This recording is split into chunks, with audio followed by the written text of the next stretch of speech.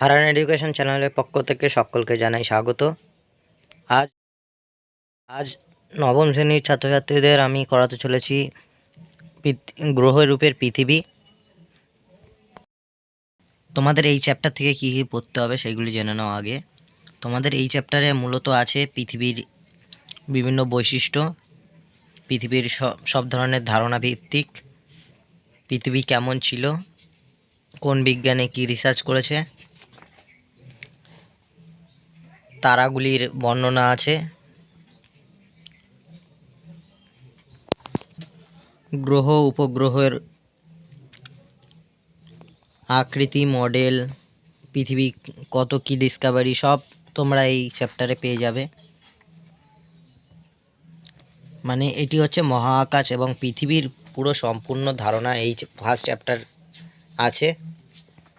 যদি তোমরা সূচিপত্র দেখো, তোমরা এখানে দেখতেই পাচ্ছ পৃথিবীর আকারের ধারণা, অতীতকাল থেকে বর্তমান সময় পর্যন্ত পৃথিবীর আকার প্রমাণ সহ অভিগতি, গোলক পৃথিবীর জিওডের ধারণা।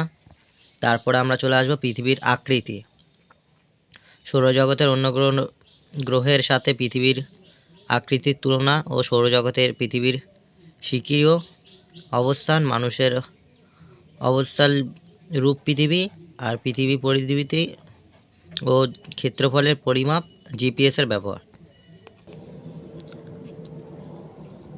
যে অতীতকালে পৃথিবীর আকৃতি সম্পর্কে ধারণা। আগেকার মানুষেরা পৃথিবীকে ভাবতো ঠিক চ্যাপ্টার মতন, দেখো চ্যাপ্টা মডেল ছবি দিয়েছে। আগেকার মানুষেরা এই পৃথিবীটাকে চ্যাপ্টা ভাবতো। তো খ্রিস্ট জন্মের প্রায় 800 বছর আগে মিশর ও মেসোপটেমিয়ার মানুষ জলের ওপর ভেসে থাকা পৃথিবীকে চ্যাপ্টা হিসাবে ভাবত। প্রাচীন ভূমধ্যসাগরীয় অঞ্চলে কবি ও সাহিত্যের হোমর ও হোমেরীয়, দার্শনিক, ঐতিহাসিক সকলের ধারণা পৃথিবী সমতল বা চ্যাপ্টা। এখানে নামগুলো তোমাদের খুব ইম্পর্টেন্ট, এমসিকিউ আর এসিকিউর জন্য। বলে দিতে পারে প্রাচীনকালে সাহিত্যজ্ঞ দার্শনিকের নাম, কয়েকটি নাম বলো, বা কয়েকটি ঐতিহাসিকের নাম বলো, কে কে ধারণা করতো, এরকম কোশ্চেন আসবে। তারপরে গোল আকৃতি রূপে পৃথিবীর ধারণা। খ্রিস্টজন্মের প্রায় 600 বছর আগে গ্রিক পণ্ডিত পিথাগোরাস ঘোষণা করেন পৃথিবী অর্ধেক চ্যাপ্টা নয়, মানে পৃথিবীটা চ্যাপ্টা নয়, পৃথিবীর আকৃতি গোল আকারের মতন গোল। বারহমির, আর্যভট্ট প্রভৃতি পণ্ডিত মনে করেন পৃথিবীর আকৃতি গোল। খ্রিস্টপূর্বে 330 সালে গ্রিক দার্শনিক অ্যারিস্টটল পদার্থবিদ্যা শুদ্ধ ও অন্যান্য ধারণার সাহায্যে প্রমাণ করে যে পৃথিবী গোলাকার।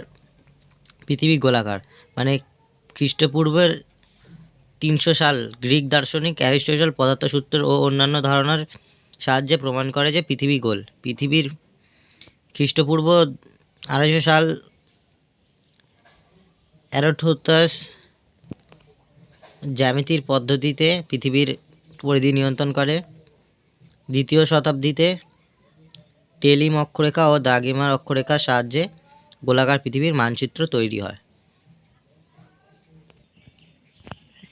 তারপরে পেজে চলে যাব, মহাকাশ থেকে পৃথিবী ঠিক এরকম লাগে। তারপর আমরা চলে যাব পরের পেজে, চন্দ্রগ্রহণে পৃথিবীর ছায়া। পৃথিবীতে ছায়ার ওপর পড়লে চন্দ্রগ্রহণ হয়। সবাই জানি চন্দ্রগ্রহণটা কি।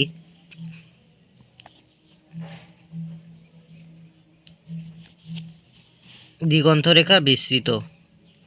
এখানে তোমাদের মানে ছবিটা দেখলেই বুঝতে পারবে, এই পারের ছবিটি দেখলে বুঝতে পারবে। আমরা যদি এইখান থেকে বিন্দুটি দেখি তাহলে আমরা প্রথমে এখানে দেখব, যদি আমরা উপর দিয়ে দেখি তাহলে আমরা বিন্দুটি এখানে দেখব। মানে যত উপরের দিকে যাব তত বিন্দুটি এদিকে সরতে থাকবে। আমরা যদি এখানে যাই তাহলে বিন্দুটি এখানে দেখা যাবে। এটি হচ্ছে তোমার দিগন্তরেখার বিস্তৃত। আবার গোলাকার সমুদ্রপৃষ্ঠের জাহাজের অবস্থান। আমরা যদি একটা কিনারে দাঁড়িয়ে থাকি, মানে আমরা দেখি তো সমুদ্রে এরকম সমতল পৃথিবী দেখি, তো আসলে পৃথিবী গোল। মানে যত নৌকা যত দূরে, মানে জাহাজ বা নৌকা যত দূরে সরতে থাকে তত মনে হয় হতে, আসলে নৌকা এরকমভাবে ঠিক যায় আর আমাদের মনে হয় যে জাহাজটি এইভাবে যায়। আর এখান থেকে তোমাদের একটা ইয়ে আছে, বোর্ড 4-এর লেভেলের পরীক্ষা। এটি পরীক্ষায় আসে, বহুবার আসে।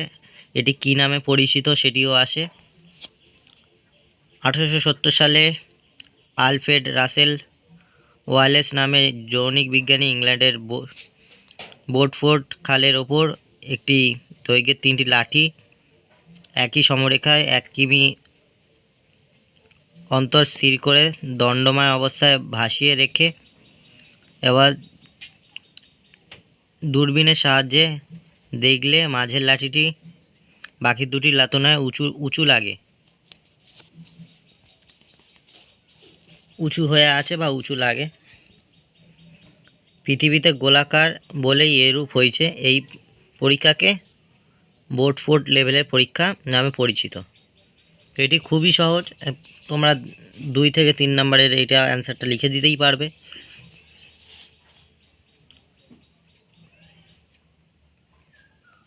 তারপর তোমাদের এইটি করতে হয়, পৃথিবীর নিরক্ষ ব্যাস, মেরু ব্যাস পদার্থ, তারপর পৃথিবীর নিরক্ষ পদার্থ, মেরু পরিধি, পার্থক্য 51 কিমি।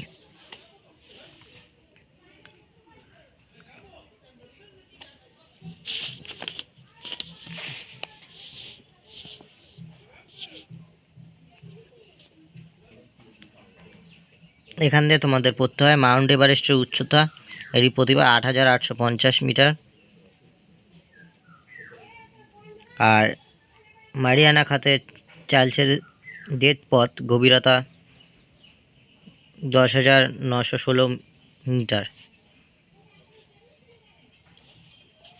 তারপরে এখানে আসতে হবে তোমাদের এটি। আসলে পৃথিবীর আকৃতি কোনো কিছুর সাথে আমরা মেলাতে পারি না, তাই পৃথিবীর আকৃতি পৃথিবীর মতো। পৃথিবীর আকৃতি আমরা বলি জিওড। তারপর আমরা সৌরজগতে চলে আসব। সৌরমণ্ডলে 13টি গ্রহ আছে, যার মধ্যে 8টি প্রধান কুনীল গ্রহ এবং 5টি ব্রাহ্মণ গ্রহ। এবার তোমাদের এই গ্রহের মধ্যে জানতে হবে কুনীল গ্রহ কী, ব্রাহ্মণ গ্রহ কী, প্রধান গ্রহ কী। কুনীল বা প্রধান গ্রহ যেগুলি আছে সেইগুলি তোমাদের এখানে জানতে হবে।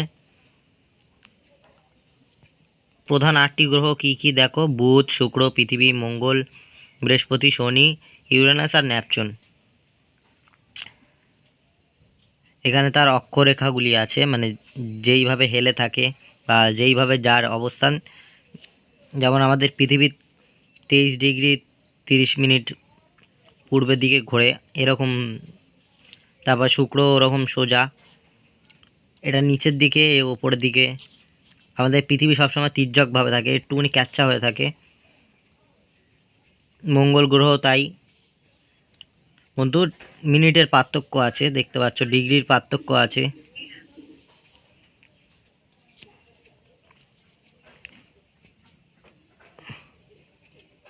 এখান থেকে আসে নীল গ্রহ কাকে বলে। যখনই বলবে কাকে বলে সোজা চোখ বন্ধ করে বলে দেবেন নীল গ্রহ পৃথিবীকে বলে। আর তখন আমার এখানে একটি কথা বলতে ভুল হয়েছে, যে এইগুলো হেলে থাকে, এইগুলো আসলে হচ্ছে আমাদের এই যে এই অ্যারোগুলো যেগুলো দেখা যাচ্ছে, এইগুলো আসা আমাদের হচ্ছে তোমার মেরু রেখা।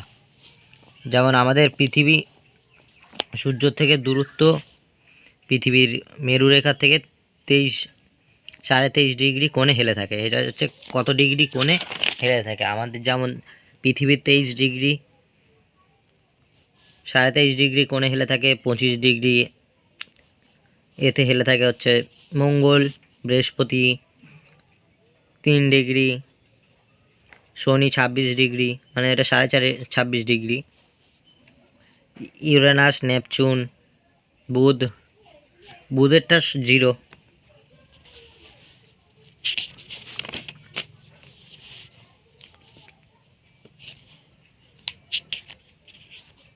তারপর তোমাদের এখানে জিপিএসের ব্যবহার আছে। আর এদিকে হচ্ছে তোমাদের এই অঙ্ক, একটি ম্যাথামেটিক্স আছে, তো অত ইম্পর্টেন্ট না সব ক্ষেত্রে। সব স্কুলে এরকম ম্যাথামেটিক্স আসে না, কোনো স্কুলে দিয়ে দেয় এরকম ম্যাথামেটিক্স। এই ম্যাথামেটিক্সের জন্য আমি পরে আরেকটি ভিডিও বানাবো, দেখে নেবে। জিপিএসের ব্যবহার সবাই মোটামুটি কম বেশি জানি। জিপিএসটা কি? জিপিএস হচ্ছে আমাদের গুগল ম্যাপই জিপিএস, যেটির মাধ্যমে আমরা রাস্তা দেখতে পারি। এটিই হচ্ছে মূলত জিপিএস। এখানে প্রশ্নটা আছে জিপিএসের ব্যবহারগুলি বলো।